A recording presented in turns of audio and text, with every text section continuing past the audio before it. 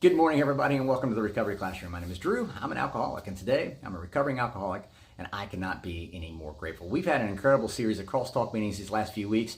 They've just been so phenomenal. I want to thank everybody that's been coming down and participating in these conversations, in this dialogue. It's been such an incredibly uplifting experience just for my spirit. I hope it's done the same for you. If you guys are local to the Huntington, West Virginia area, even if you're within an hour or two driving distance, come on down and hang out with us for the quickest hour in recovery every Tuesday and Friday night at 7 o'clock, located at 5747 East Pea Ridge Road in Huntington. I promise you won't regret it, especially last night's conversation about half off.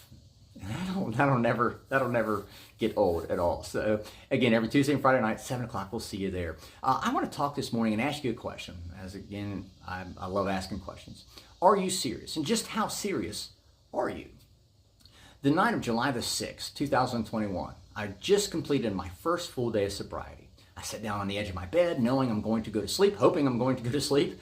I could hear my heart rate, my heartbeat in my eardrums. My head was pounding and my blood pressure was sky high. I was sweating profusely. I was shaking. I had this pressure on my chest. For all intents and purposes, I should have been going to the hospital.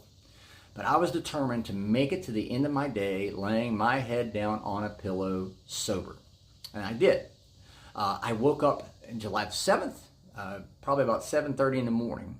And it was just like I blinked. I ever had those sleeps where you just lay down, you close your eyes, and you open your eyes again and you're awake, it's morning time?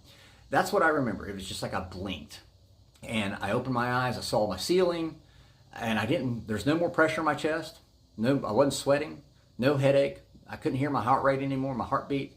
I couldn't feel anything. I remember I started moving my fingers, started moving my toes. And I was like, oh my gosh, I'm still alive. How did I survive, right? How did I survive? And I raised up, I looked out my window, and I saw how green the grass was. I saw how bright the sun was shining.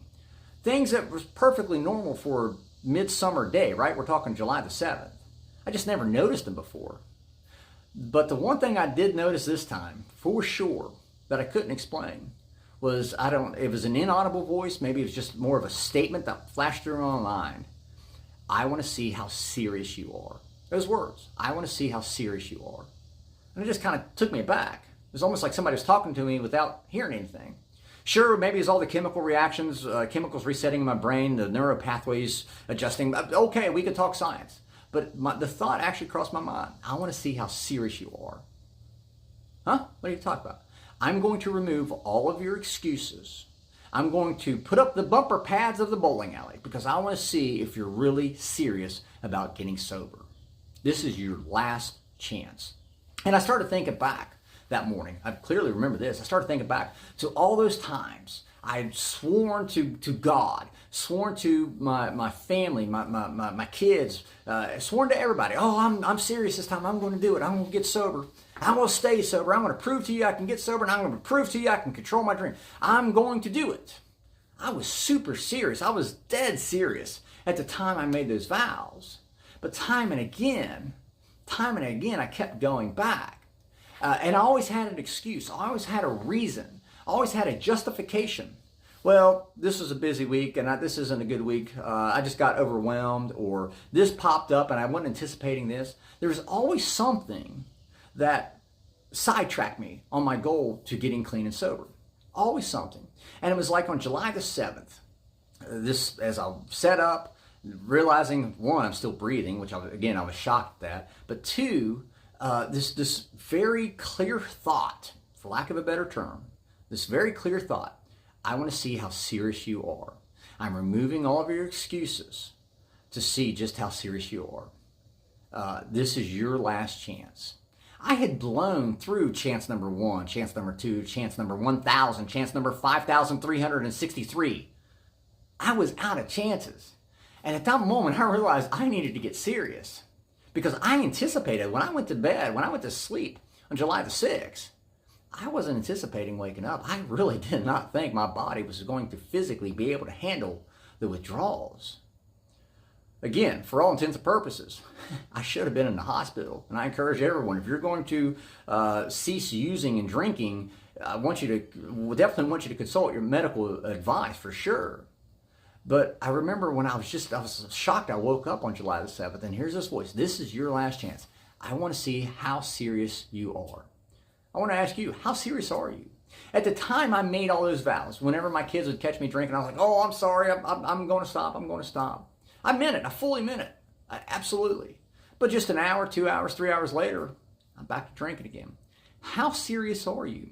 What plans do you have in place to once you do take that first step on your journey, what plans do you have in place to make sure you stay on your path?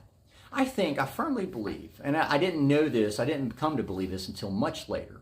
It was probably November, early December. I believe that July the 7th for me was my spiritual awakening.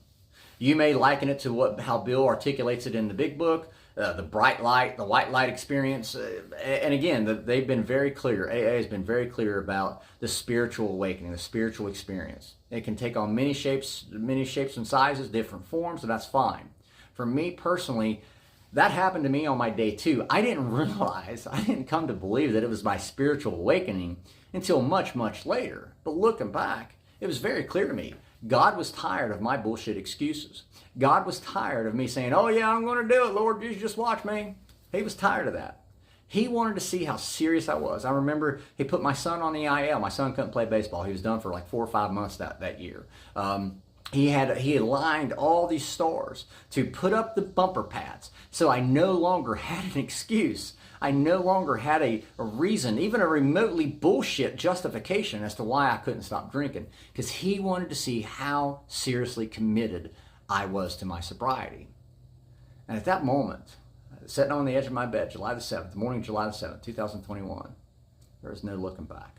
I will do whatever it takes to make sure that this time I don't fuck it up.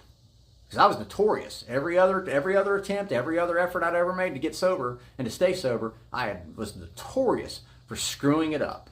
This one, God's made it easy for me. All I got to do is take that first step. Are you serious? Just how serious are you? Is that where you're at? You want to take that first step, but you keep having those thoughts? Find a group of like-minded people. Find a group of people that have already solved their drinking or their drug problem. Start associating with them. Start asking them questions. And that'll tell you just how seriously committed that you are in your own path to sobriety. So with that being said, I'll let you guys go. Thank you guys for letting me come in and share 5 to 10 minutes of your day with you. You guys absolutely keep me sober, and I cannot be any more appreciative. If there's a topic you'd like to hear discussed on these monologues, feel free to email it directly to me, Drew, D-R-E-W, at recoveryclassroom.org. Take a look at it. We'll see what we can do. You can also join us on our private group Facebook page, our Recovery Classroom private group Facebook page. There is a whole slew of us in there. In the back end, you feel free to pop in, ask any questions you might want. You can post anonymously. We do maintain anonymity in that group. So I encourage you to check us out on Facebook and all the other social media channels, as well as our website, recoveryclassroom.org. So we'll be talking again soon, guys. Remember, you can't get drunk if you don't take that first drink.